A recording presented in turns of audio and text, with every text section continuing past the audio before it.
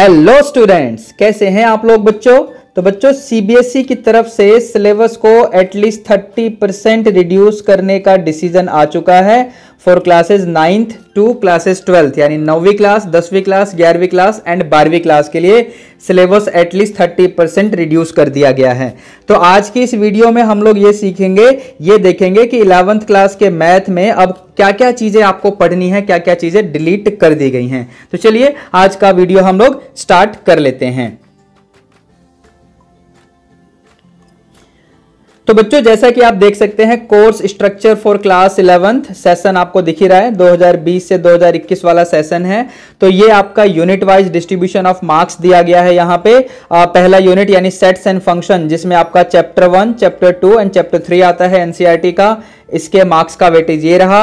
ये आपका दूसरा यूनिट है यानी अलजेब्रा, जिसमें चैप्टर 4 से लेकर चैप्टर 9 तक आता है, जिसके मार्क्स का डिस्ट्रीब्यूशन ये रहा। फिर आपका कोऑर्डिनेट ज्योमेट्री, जिसमें आपका चैप्टर 10, चैप्टर 11 एंड चैप्टर 12 आता है, जिसके मार्क्स का डिस्ट्रीब्यूशन ये रहा बच्चों। फिर आपका कैलकुलस यानी चैप्टर 13, जिसके मार्क्स के बारे में यहां पर इंफॉर्मेशन है 7 मार्क्स का। फिर आपका स्टैटिक्स एंड प्रोबेबिलिटी, जिसके लिए मार्क्स आपको 10 मार्क्स अलॉट किए गए हैं, ये आपका chapter number 15 and chapter number 16 है। चैप्टर 14 कैंची चल गई है उसके ऊपर बच्चों।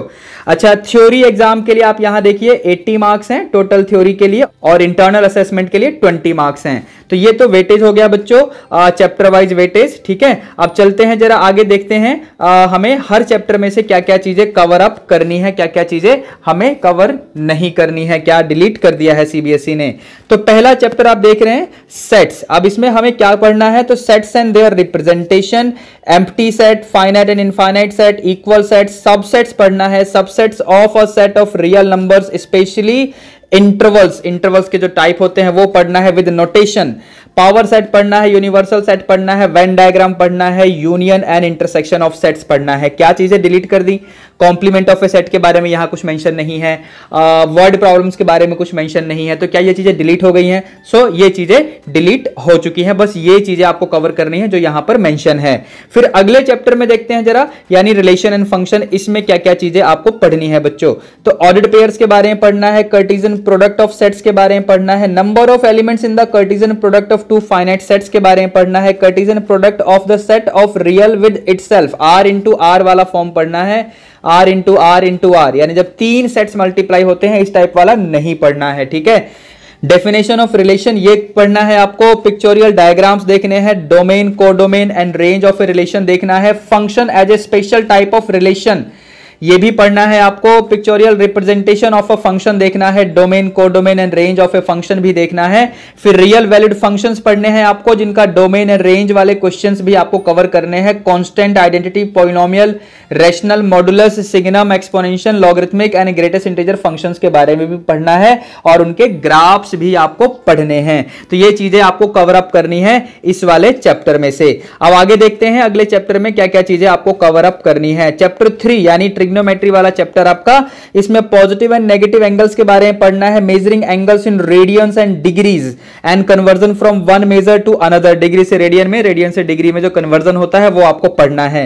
Definition of trigonometric function with the help of unit circle ये पढ़ना है। ट्रथ ऑफ द आइडेंटिटी, ये जो आइडेंटिटी है इसका ट्रथ आपको कवर अप करना है। साइंस ऑफ ट्रिग्नोमेट्रिक फंक्शन यानी क्वाड्रेंट्स के बारे में भी आपको नॉलेज लेनी है यहां पे। ठीक है, domain and range of trigonometric function, domain and range of trigonometric function ये आपको पढ़ना है, और साथ ही साथ इनका ग्राफ भी। ठीक है, फिर इसके अलावा क्या बोला है, expressing sine x plus y, ये फॉर्मूले, और ये भी फॉर्मूला आपको कवर अप करना है, और फिर इनके सिंपल एप्लीकेशन भी देखने हैं। Deducing the identities like the following, यानी जो आपको यहां पर ये फॉर्मूले दिख रहे हैं, इस टाइप के फॉर्मूले जो होते हैं ये भी आपको देखने हैं, इनका एप्लीकेशन भी देखना है। तो डिलीट क्या हो गया यहां पर, तो यहां पर डिलीट हो गया है बेसिकली आपका general solution and principal solution वाला टॉपिक, वो यहां पर मेंशन नहीं है तो वो डिलीट हो गया।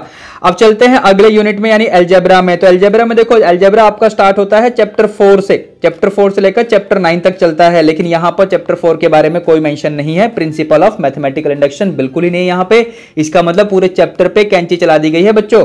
यानी ये आपका कॉम्प्लेक्स नंबर वाला चैप्टर है, चैप्टर 5। इसमें हमें क्या करना है, तो हमें नीड फॉर कॉम्प्लेक्स नंबर, यानी कॉम्प्लेक्स नंबर क्यों पढ़ना है ये सीखना है। स्पेशली ये -1 का स्क्वायर रूट है, यानी बेसिकली आयटा का इंट्रोडक्शन क्यों जरूरी है वो पढ़ना है हमने। फिर उसके बाद है to be motivated by inability to solve some of the quadratic equation and I mean introduction of complex number, ये चीज आपको कवर अप करना है, ठीक है। Algebraic properties of complex numbers, Argand plane, statements of fundamental theorem of algebra, solution of quadratic equation with real coefficients in the complex numbers. क्या चीजें delete हो गई? पोलर फॉर्म डिलीट हो गया, square roots of complex number हम निकालते हैं, ये चीजें डिलीट हो गई, मेंशन यहां पर नहीं है, तो ये चीजें हट गई हैं। अब अगले चैप्टर में देखते हैं, यानी चैप्टर नंबर 6 है बेसिकली आपका एनसीईआरटी का ये लीनियर इनइक्वालिटीज। क्या पढ़ना है? Linear inequalities, algebraic solution of linear inequalities in one variable and their representation on the number line, graphical solutions of the linear inequalities in two variables, यानी graph वाले question भी हैं, graphical method of finding a solution of system of linear inequalities in two variables, ये cover करना है। Basically यहां पर word problems के बारे में कुछ नहीं बोला गया है लीनियर इनइक्वालिटी वाले चैप्टर में, तो ये चीज आपके सिलेबस से डिलीट कर दी गई है इस सेशन में। अब आगे देखते हैं, चैप्टर नंबर 7 है बेसिकली एनसीईआरटी का ये, परमुटेशन एंड कॉम्बिनेशंस। इसमें क्या पढ़ना है हमको? Fundamental principle of counting, factorial notation cover up करना है, परमुटेशन एंड कॉम्बिनेशंस, ठीक है, formula for NPR and NCR ये करना है, और इनके सिंपल एप्लीकेशंस हमें अभी भी पढ़ने हैं बच्चों। अब इसके बाद अगला चैप्टर होता है आपका चैप्टर 8 यानी बाइनोमियल थ्योरम। तो बाइनोमियल थ्योरम आप देख रहे हैं यहां पर बिल्कुल मेंशन नहीं है, तो ये पूरा चैप्टर डिलीट हो गया है आपके सिलेबस से बच्चों, ठीक है।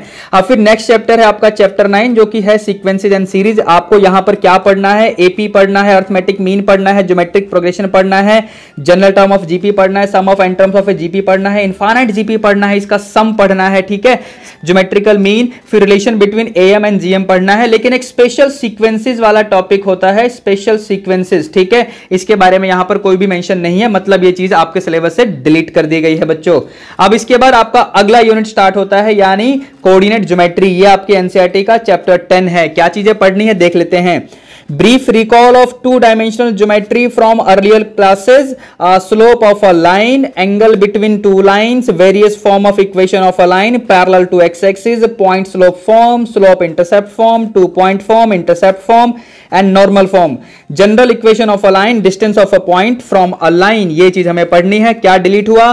ट्रांसलेशन ऑफ एक्सिस आपका डिलीट हो गया, ठीक है। तो चैप्टर 10 में से ये चीजें आपकी डिलीट हो गई हैं। फिर आपका अगला है चैप्टर 11। क्या है इसमें? Sections of a cone, circles, ellipse, parabola, hyperbola, ये सब चीजें पहले भी थी, अभी भी हमें पढ़ना है। Standard equation and simple properties of a parabola, ellipse, hyperbola, standard equation of a circle, यानी जो पहले था वो अभी भी है, लेकिन यहां पर वर्ड प्रॉब्लम्स जो दे रखी हैं आपकी एनसीईआरटी में मिसलेनियस में, उसके बारे में कुछ मेंशन नहीं है, यानी एप्लीकेशन बेस्ड प्रॉब्लम, तो वो डिलीट हो गया है आपके सिलेबस से। अब चलते हैं अगले चैप्टर में, देखते हैं कोऑर्डिनेट ज्योमेट्री का अंतिम चैप्टर यानी basically chapter number 12 NCERT book का। इसमें क्या करना है आपको? Coordinate axis and coordinate planes in 3 dimension, introduction वाला चीज हो गया, ठीक है। Coordinates of a point, distance between 2 points and section formula, जो पहले था वो अभी भी है, इसमें से कुछ डिलीट नहीं किया है सीबीएसई ने। फिर आपका calculus unit which is very important for class 12, ये चैप्टर 13 है बेसिकली। यहां पर क्या चीजें हमें पढ़नी है? Derivative introduced as rate of change, आपको आइडिया ऑफ लिमिट भी देखना है, limits of polynomials and rational function, trigonometric, exponential and logarithmic functions. Then उसके बाद क्या है? Definition of derivative, and then we have to relate it to the scope of tangent of the curve, derivative of sum, difference, product and quotient rule of the functions, in fact product rule, quotient rule, ये आपको पढ़ने हैं। Derivative of polynomial and trigonometrical functions, ये चीजें आपको cover up करनी है बच्चों। तो आगे देखते हैं अगला चैप्टर। देखो अगला चैप्टर होना चाहिए चैप्टर 14। चैप्टर 14 अब यहां पर मेंशन नहीं है, बेसिकली ये डिलीट हो गया है आपका। तो स्टैटिक्स वाला चैप्टर है यानी चैप्टर नंबर 15। तो इसमें क्या पढ़ना है आपको? मेजर्स ऑफ डिस्पर्सन, उसके बाद range, mean, deviation, variance and standard deviation of ungrouped and group data, ठीक है। तो ये चीजें हमें पढ़नी है अभी भी स्टैटिक्स वाले चैप्टर में से। फिर प्रोबेबिलिटी में क्या क्या चीजें कवर अप करनी है आपको? प्रोबेबिलिटी यानी लास्ट चैप्टर है 11th क्लास का, random experiments, outcome, sample spaces, set representation, ये हमें पढ़ना है। Events, occurrence of events, not and और इवेंट्स, ये type of events, exhaustive events, mutually exclusive events, ये पढ़ना है हम लोगों को। Probability of an event, probability of not and and और इवेंट्स, ये चीजें हमें अभी कवर अप करनी है इस चैप्टर में से, ठीक है। तो ये आपके सिलेबस में से जो चीजें डिलीट की गई हैं या जो चीजें आपके सिलेबस में अभी भी हैं उनका डिस्क्रिप्शन हो गया। अब जरा देखते हैं पेपर के बारे में और क्या चीजें बताई गई हैं सीबीएसई की तरफ से। तो क्वेश्चन पेपर डिजाइन, यहां पर आप देखो क्वेश्चन पेपर डिजाइन, तो यहां पर सीबीएसई ने क्या बोला है, रिमेंबरिंग एंड अंडरस्टैंडिंग के ऊपर इतना वेटेज होगा आपके पेपर में, एप्लीकेशन ऑफ द कंसेप्ट के ऊपर इतना वेटेज होगा, ठीक है। फिर उसके बाद एनालाइजिंग, इवैल्यूएटिंग एंड क्रिएटिंग, ये चीजें आप देखिए इनके लिए इतना वेटेज दिया गया है। So as such in percentage, ये सारा वेटेज परसेंटेज में है, तो 80 मार्क्स का पेपर यानी ये 100% ऑफ द सिलेबस का जो भी डिस्ट्रीब्यूशन है आपको यहां बताया गया है। बाकी कुछ पॉइंट्स यहां पर और मेंशन है कि no chapter wise weightage has been provided, care to be taken to cover all the chapters, जो भी मेंशन है जो सिलेबस में है उन सभी टॉपिक्स को हमें आइडियली कवर अप करना है, ठीक है। Suitable internal variations may be made for generating various templates, keeping the overall weightage to different form of questions and typology of the questions same, ठीक है। फिर एक और बात, there will be no overall choices in the question paper, however 30% internal choice will be given in all the section. जैसे section A होता है, section B, section C, section D, तो हर सेक्शन में 30% क्वेश्चन में आपको इंटरनल चॉइस मिलेगी, overall choice पूरे क्वेश्चन पेपर में नहीं होगा। इसके अलावा फिर इंटरनल असेसमेंट के बारे में भी यहां बताया गया है, जो कि 20 मार्क्स का होता है, 10 मार्क्स प्लस 10 मार्क्स। ये 10 मार्क्स तो आपके मैथमेटिकल एक्टिविटी के हो गए, और ये जो 10 मार्क्स है आपके इंटरनल जो टेस्ट होते हैं, तो उसमें अगर स्कूल में 3 टेस्ट होते हैं तो उसमें से बेस्ट 2 का स्कोर काउंट किया जाएगा, जिसका वेटेज आपको 10 मार्क्स में से देंगे। सो इंटरनल असेसमेंट आपका 20 मार्क्स का, और थ्योरी का तो आपको पता है बच्चों 80%, तो 80% प्लस 20%, तो इस तरीके से आपके सिलेबस का डिस्ट्रीब्यूशन किया गया है। तो बच्चों आई एम श्योर कि आप लोगों के सारे डाउट्स क्लियर हो गए होंगे, सिलेबस के बारे में जो भी क्वेरीज आपके माइंड में होगी वो सब क्लियर हो गई होगी। फिर भी अगर कोई बात ऐसी है जो आप मेरे से पूछना चाहते हैं तो कमेंट कर दो। अच्छा, इसके बाद इस वीडियो को लाइक जरूर कर देना और अपने सभी दोस्तों के साथ शेयर कर देना, और चैनल को सब्सक्राइब करना मत भूलना। तो चलिए बच्चों, अब मिलते हैं अगले वीडियो में। Thank you.